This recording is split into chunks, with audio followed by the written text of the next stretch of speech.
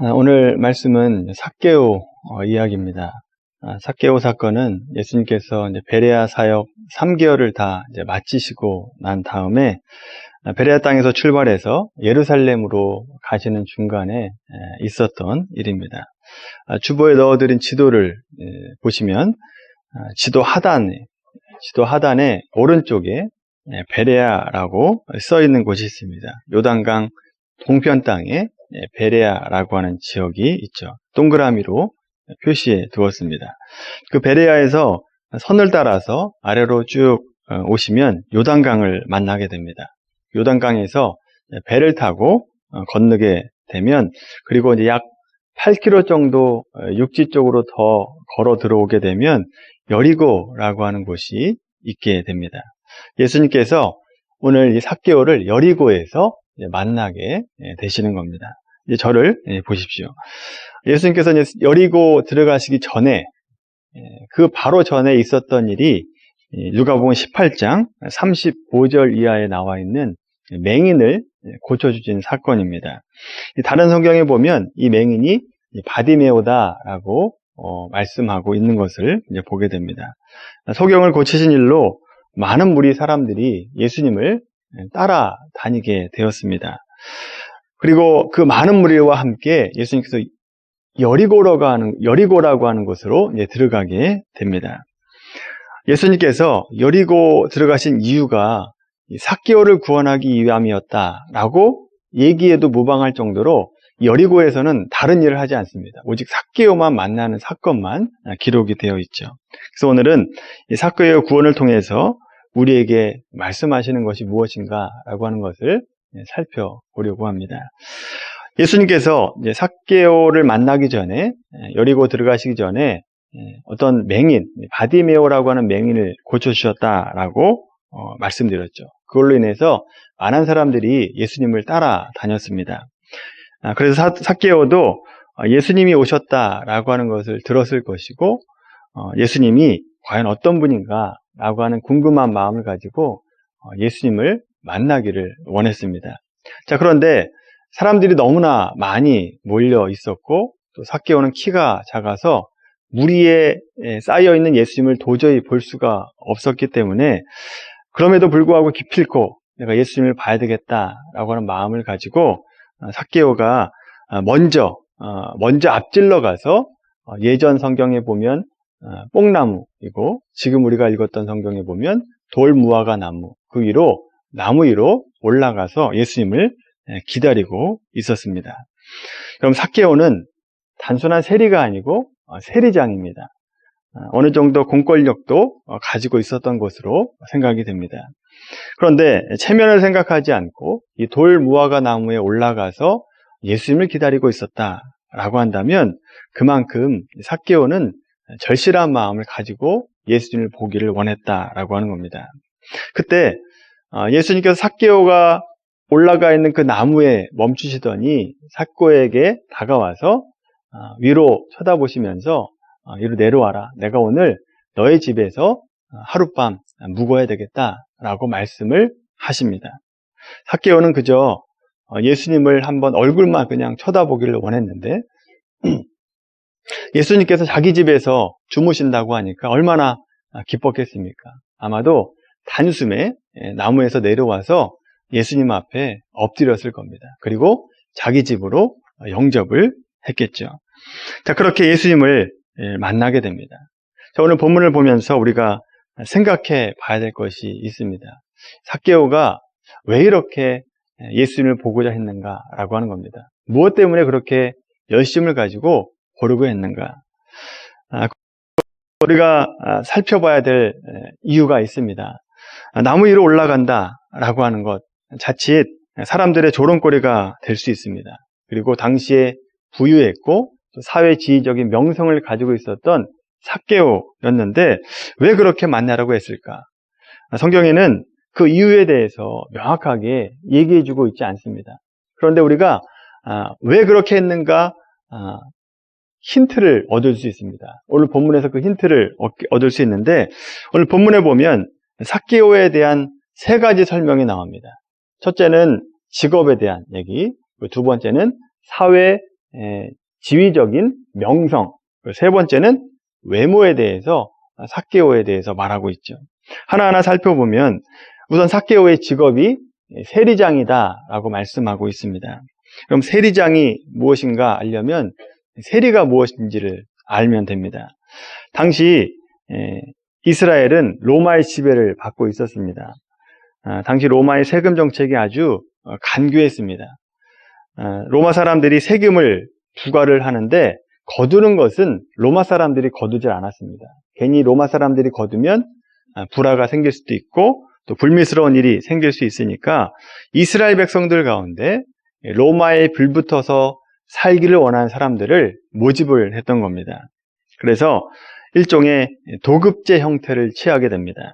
도급제는 내가 거둔 것의 몇 퍼센트를 내가 갖게 되는 겁니다. 그러면 많이 거두면 거둘수록 나에게 떨어지는 돈이 많아지게 되죠. 그러다 보니까 세리는 악착같이 자기 동족임에도 불구하고 거둬들이게 됩니다. 자, 그렇다면 세리장은 무엇이냐? 아시다시피 행정체계상 세리들의 책임자 역할을 합니다. 세리장은 수하에 있는 세리들을 관리하고 또 그들을 잘 그 일을 할 수 있도록 돕는 역할을 하는 권한과 의무를 가지고 있었습니다. 자, 세리장이 됐다. 세리가 아니라 세리장이 됐다라고 한다면 세리를 오래 했다라고 하는 뜻이고 뿐만 아니라 로마의 사람들에게 잘 보였다라고 하는 겁니다. 그만큼 세금을 잘 걷었다라고 하는 뜻이 되는 거죠. 아마 독하게 세금을 걷었을 겁니다. 자, 그렇다 보니까 이스라엘 백성들이 바라보는 세리, 그들은 그냥 로마의 사냥개 정도로 보았습니다. 아주 경멸하면서 그들을 보았다라고 하는 거죠. 자, 사람들의 환영을 전혀 받지를 못하는 직업이 바로 세리장이었다라고 하는 거죠.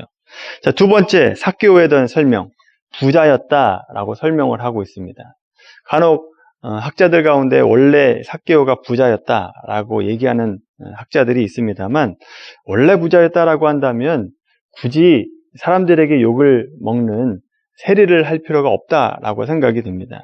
돈이 많으면 다른 일을 하지 왜 굳이 세리를 하겠습니까? 따라서 삭개오가 부자였다라고 한다면 그만큼 많은 세금을 걷어들였다라고 하는 뜻이 되는 거죠. 부자였지만 깨끗한 부자는 아니었다라고 하는 겁니다. 세 번째, 삭개오에 대한 설명, 키가 작았다라고 설명을 하고 있죠. 유대인들은 어떤 신체적인 특징을 얘기할 때 이 신체적인 특징이 내적인 성품과 관련이 있다라고 생각을 했습니다. 그래서 키가 작다라고 하는 것은 인상학적으로 편협하다 그리고 탐욕스럽다라고 하는 뜻을 나타나게 됩니다. 그런데 삭개오가 그런 사람이었다라고 하는 것을 은연중에 보여주고 있는 거죠. 그리고 당시 문화 속에서 키가 작다라고 하는 것은 사람들에게 웃음거리가 되었습니다. 자, 이렇게 삭개오에 대한 세 가지 설명을 우리가 보았는데 그는 먹고 사는 데는 전혀 지장이 없었습니다. 그런데 사람들에게 전혀 환영받지 못하는 인생을 살았다고 하는 거죠. 그 마음 가운데 공허함이 있을 수밖에 없습니다. 여러분, 믿음이 있는 사람도 예수님이 나와 함께 하시고 내가 예수님을 늘 동행하며 살아간다라고 말하고 있는 사람도 사람들의 환영을 받지 못하면 그 마음이 공허하고 허전한데 이 삭개오는 예수님도 믿지 않았고 사람들에게 환영도 받지 못했으니까 얼마나 마음이 공허하고 허전했겠습니까? 자, 그러던 차에 예수님께서 자기 마을로 지나가신다라고 한 얘기를 듣고 예수님 만나면 내 마음 가운데 있던 공허함을 어느 정도 해결해 줄 수 있지 않을까라고 하는 이 갈급한 마음을 가지고 있었기 때문에 무리를 해서라도 이 삭개오가 예수님을 보려고 했다라고 하는 거죠. 자, 이런 마음을 가지고 예수님을 보려고 했는데 예수님께서 삭개오에게 찾아와서 일로 내려와라. 내가 너희 집에서 오늘 하룻밤 묵고 가겠다. 라고 말씀하시니 얼마나 이 삭개오가 기뻤겠습니까? 자, 그렇게 예수님을 자기 집으로 모시게 됩니다. 그리고 삭개오와 예수님이 어떤 대화를 했는지는 오늘 본문에 나와 있지는 않습니다만 예수님 만나고 예수님이 구원자 되신다라고 하는 걸 분명히 알았습니다. 그래서 예수님께서 9절에 말씀 보시면 오늘 구원이 이 집에 이르렀다라고 선언하고 계십니다. 삭개오가 구원받았다라고 한 뜻입니다. 자, 그런데 눈여겨볼 것이 있습니다. 삭개오가 믿었다라고 하는 고백이 나옵니까? 안 나옵니까? 삭개오가 예수를 믿었다라고 하는 고백이 안 나온다라고 하는 점입니다. 여러분, 이 점이 삭개오의 구원에서 우리가 중요하게 봐야 될 내용입니다. 비록 삭개오가 예수를 믿었다라고 하는 고백은 나오지 않습니다만 달라진 것이 있죠. 삭개오의 삶 가운데 달라진 부분이 있습니다. 그의 삶이 변했죠. 어떤 부분에서 변했습니까? 주여, 제가 오늘 제 소유의 절반을 가난한 사람들에게 주겠습니다. 그리고 누구한테 속여서 자기가 돈을 받은 일이 있다면 내가 4배로 갚겠습니다. 이렇게 고백을 하고 있죠. 세리하면서 사람들로부터 필요 이상으로 돈을 많이 걷어들인 것이 있을 텐데 그렇게 속인 것이 있다면 4배로 갚겠다라고 하는 겁니다. 여기서 얘기하는 4배라고 하는 것도 자기 임의대로 4배로 갚겠다라고 말하고 있는 것이 아닙니다. 율법대로 그렇게 하겠다라고 하는 겁니다. 출애굽기 22장 1절의 말씀 보시면 사람이 소나 양을 도둑질하여 잡거나 팔면 소는 5배로 양은 4배로 갚아야 된다라고 한 율법에 의해서 자기가 4배로 갚겠다라고 말하고 있는 겁니다. 그래서 자신 속인 것은 4배로 갚고 자기 소유의 절반을 나눠주겠다라고 선언합니다. 이렇게 되면 아마도 삭개오에게 남아있는 재산은 별로 없었을 것 같습니다. 자, 그런데도 불구하고 그렇게 하겠다라고 하는 겁니다. 시키지 않았습니다. 시키지 않았는데 자기가 그렇게 하겠다라고 얘기하고 있죠. 여러분, 어떻게 이렇게 될 수 있습니까? 과거에는 삭개오의 삶 가운데 절대적인 부분을 재물이 차지하고 있었습니다. 근데 예수님 만나고 그 재물이 우선순위에서 내려가게 된 거죠. 우선순위가 예수님이 됩니다. 그리고 그 아래 재물이 차지하게 되었다라고 하는 겁니다. 그래서 미련 없이 자기 재산을 나눠주겠다라고 선언할 수 있었다라고 하는 거죠. 이것이 삭개오가 변한 부분이고 예수님은 이런 모습을 보고 오늘 구원이 이 집에 이르렀다라고 선언하고 계십니다. 여러분, 이것이 왜 구원받은 표인가 생각을 해볼 필요가 있죠. 이전에 자기 자신에게 절대적인 가치였던 재물이 예수님 만나고 이제 상대적인 가치로 내려왔다. 자리매김했다라고 하는 것을 보여주는 절대적인 표이기 때문에 그렇습니다. 그래서 이제는 예수님을 절대적인 가치로 올려지게 되는 거죠. 예수님을 우선순위로 살아가게 되는 것입니다. 이것보다 확실한 구원의 표가 어디 있습니까? 가장 확실한 표가 되는 거죠. 말로 고백하지 않았지만 그 삶으로 자기의 믿음을 증명해내고 있습니다. 여러분, 물론 재물에 대한 포기나 어떤 자유함이 구원받음에 대한 필요 충분 조건은 아닙니다. 그러나 누가복음의 메시지를 보시면 특히 돈에 대한 자유함, 이것이 구원과 아주 밀접하게 관련되어 있다라고 하는 것을 말해주고 있습니다. 누가복음 3장, 6장, 3장, 12장, 16장에 이렇게 나와 있습니다. 구체적인 장절은 여러분 설교 요약본에 적어놨습니다. 여러분, 누가복음에서 특히 이 누가는 복음이 삶으로 드러나야 된다라고 하는 것을 아주 강조했던 복음서입니다. 그래서 삭개오의 변화된 삶을 보면 삭개오가 구원받았다라고 하는 것을 나타내주고 있죠. 자, 오늘 말씀과 대비되는 말씀이 누가복음 18장에 나오게 됩니다. 18장 말씀 한번 보시면 시간적으로 보면 삭개오를 만나기 얼마 전에 있었던 일입니다. 얼마 전에 베레아에서 어떤 젊은 부자 관리가 예수님 앞에 엎드려서 선한 선생님이여, 내가 무엇을 하여야 영생을 얻을 수 있습니까? 라고 질문을 하게 되죠. 그랬더니 내가 계명을 알고 있으니 그 계명을 지켜라 라고 말씀합니다. 그랬더니 제가 이미 그 계명을 지켰습니다 라고 얘기합니다. 그랬더니 다시 한번 예수님께서 말씀하죠. 그런데 너희가 한 가지 부족한 것이 있다. 내게 있는 것을 다 팔아다가 가난한 사람들에게 주고 나를 쫓으라 라고 말씀하죠. 이 말씀에 부자 관리가 순종을 못합니다. 그냥 근심하고 돌아갔다라고 말씀하고 있죠. 자기 재산이 이렇게 많은데 어떻게 이 많은 재산을 가난한 사람들에게 나눠줄 수 있는가? 걱정 근심하며 돌아가게 됩니다. 자, 그렇게 돌아가니까 예수님께서 부자가 하나님 나라에 들어가는 것이 얼마나 어려운 줄 아느냐? 낙타가 바늘구멍으로 들어가는 것보다 어렵다라고 말씀하고 있습니다. 이에 제자들이 놀라면서 그럼 누가 능히 구원받을 수 있습니까? 라고 얘기하니까 예수님께서는 사람이 할 수 없는 것을 하나님은 할 수 있다라고 말씀하고 계시죠. 그럼 부자가 하나님 나라에 들어갈 수 없다라고 하는 이 얘기를 우리가 잘 이해할 필요가 있습니다. 부자는 무조건 안 된다라고 하는 의미가 아니라 돈에 대해서 어떤 생각을 가졌느냐라고 하는 것이 중요하다라고 하는 겁니다. 부자는 안 되는 것이 아니라 그 마음이 변화되면 가능하다라고 하는 거죠.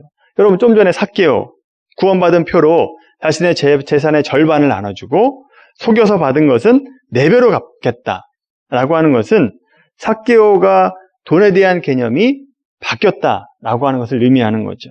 이것이 중요합니다.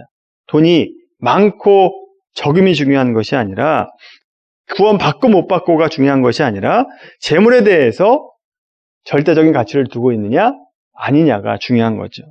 하나님을 절대적인 가치로 두고 다른 말로 하면 하나님을 내 인생의 주인으로 모시면 재물은 어떤 이치가 되느냐? 재물은 하나님께서 나에게 맡겨주신 그냥 하나의 한 부분이다. 그러니까 청지기 의식을 갖게 된다라고 하는 거죠. 하나님께서 나에게 맡겨주신 것이다 라고 생각을 하면 움켜쥐려고 하지 않겠죠. 그리고 그 재물을 가지고 하나님을 위해서 또 이웃을 위해서 사용하게 되는 것입니다. 그런데 여러분 이렇게 눈에 보이는 재물을 상대적인 가치로 두고 눈에 보이지 않는 하나님을 절대적인 가치로 두는 것은 사람으로서 할 수 있는 일이 아니다라고 하는 겁니다. 사람으로서는 안 된다라고 하는 거예요. 사람의 결심으로 그것이 될 수 없다라고 하는 겁니다. 하나님만이 할 수 있다라고 하는 거죠. 왜 그렇습니까? 이게 왜 하나님만이 할 수 있는 것입니까? 이렇게 되려면 예수님 믿고 구원받아야 되는데 이 구원이라고 하는 것은 하나님께서 주시는 은혜로만 가능하기 때문에 그렇습니다. 은혜로만 가능하기 때문에 하나님만이 할 수 있다라고 말씀하고 있는 거죠. 하나님의 은혜로 가능하다라고 하는 것이 실제적인 예가 바로 오늘 본문의 삭개오입니다. 이 삭개오는 부자였는데 하나님 나라에 들어가게 되죠. 낙타가 바늘구멍으로 들어가는 것보다 더 어려운 그 일을 삭개오가 하나님의 은혜를 받아서 그 일을 가능하게 됐다라고 하는 거죠. 하나님께서 은혜를 주셔서 하나님을 절대적인 가치로 두게 되었고 살아가는 삶이 되었다라고 하는 겁니다. 이것이 삭개오 사건에서 중요한 부분입니다. 야고보서 말씀 한번 찾아보면 오늘 본문과 같이 맥을 같이 하는 내용이 나옵니다. 야고보서 5장 1절입니다.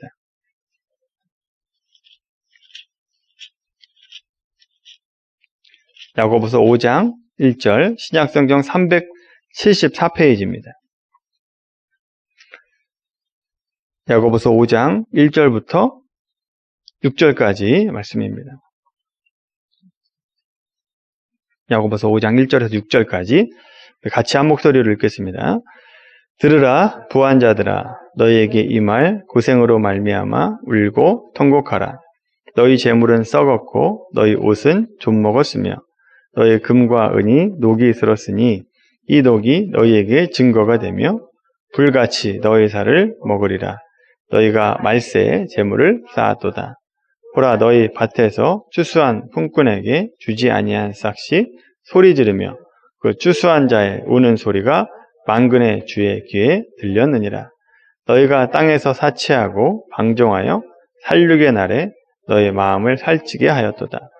너희는 의인을 정죄하고 죽였으나 그는 너희에게 대항하지 아니하였느니라. 아멘. 야고보가 초대교회 그리스도인들에게 말하고 싶은 것은 오늘 우리가 읽었던 삭개오의 결론과 똑같은 내용입니다. 당시 초대교회에는 자기가 예수님을 믿는다라고 얘기는 하지만 물질을 추구하며 살아가는 그리스도인들이 많았습니다. 그래서 식량을 많이 가지려고 했고 좋은 의복을 많이 가지려고 했고 또 금과 은과 같은 귀금속을 탐욕적으로 가지려고 하는 사람들이 있었습니다. 그렇게 물질을 추구하며 살아가는 사람들에게 야고보는 이렇게 말하는 겁니다. 2절과 3절 말씀에서 재물은 썩고 옷도 좀먹고 금과 은은 녹이 있을 것이다. 너희가 그렇게 붙잡고 싶어하는 그 재물은 상황과 시대와 따라서 바뀌고 없어지는 것이다. 영원한 것이 아니다 라고 하는 것을 말씀해주고 있죠. 여러분, 재물이 악하다는 뜻이 아닙니다. 단지 재물은 절대적인 것이 아니다 라고 하는 얘기입니다. 더군다나 그 재물이라고 하는 것은 우리에게 생명을 주지 못한다라고 하는 거죠. 시편 62편 10절에도 보면 재물이 늘어도 거기에 마음을 두지 말라라고 말씀하고 있습니다.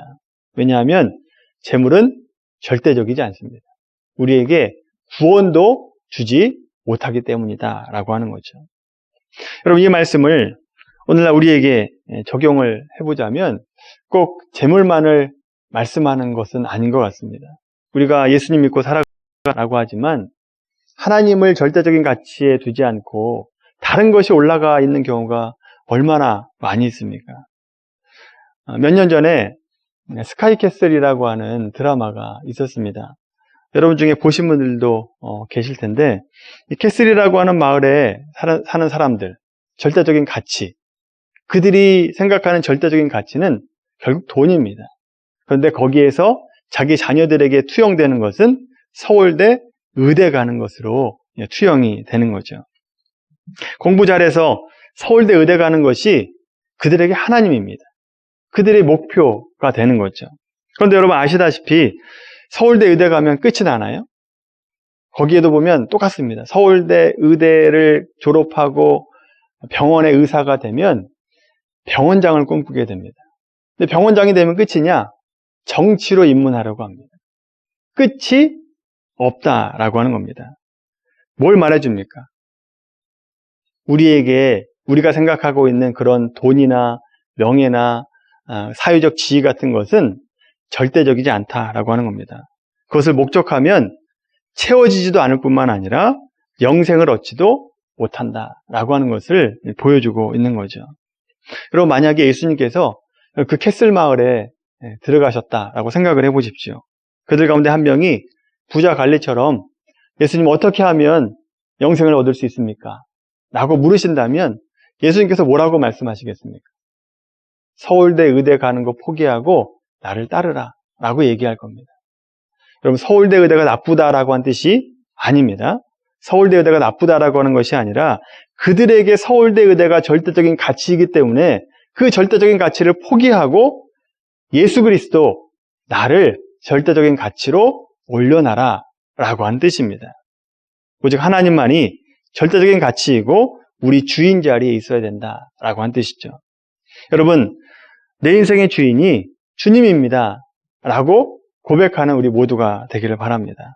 여러분, 그것이 구원입니다. 하나님, 내 위치에 내 인생의 주인이 내가 아니라 세상의 다른 어떤 것이 아니라 주님입니다 라고 고백하는 것이 구원이다 라고 하는 거죠. 여러분은 무엇을 절대적인 가치로 믿고 살아가고 있습니까? 재물입니까? 아니면 자녀의 성공, 또 건강, 승진, 또 공부하는 것?